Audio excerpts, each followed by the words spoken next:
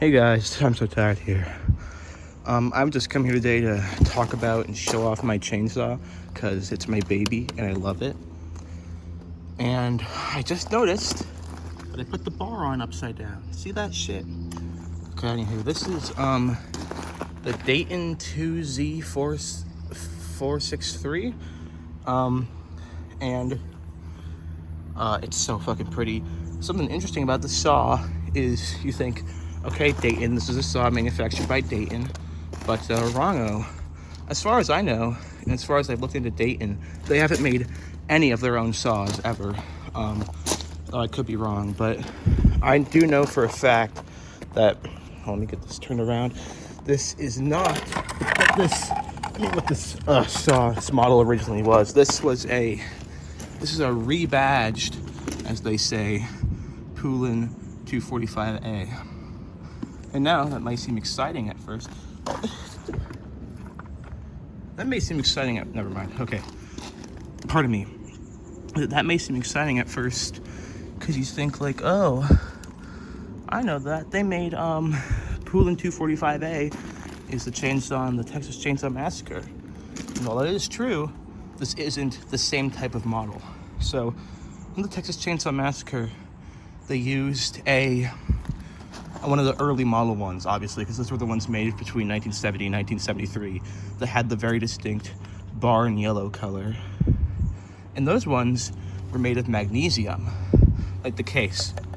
While the case on this one is aluminum, so it's way stronger. You can see how fragile the one in the original movie was because of how damaged the saw got. I think like most of the paint got worn off on the grip, and there was a crack here.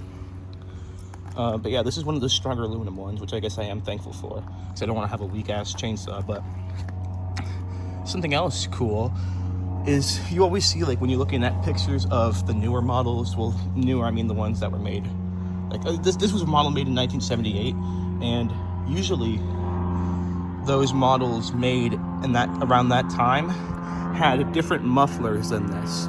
They had, like, mufflers, I mean, they're all tin mufflers, but they had, like, smaller holes, 4 small holes along the side there.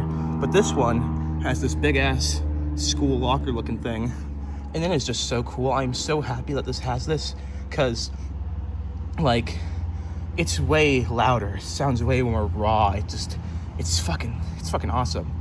But you know, this thing's pretty sick. It's got also, this bar is different than the usual 16-inch bar, or 17-inch they say, but it's really 16-inch bar that they had in the original movie. This for one, this bar is 21 inches. Yeah, 21 inches, and it's a roller nose bar. A50 Torrington. Never heard of that brand before, but apparently this is one of their bars.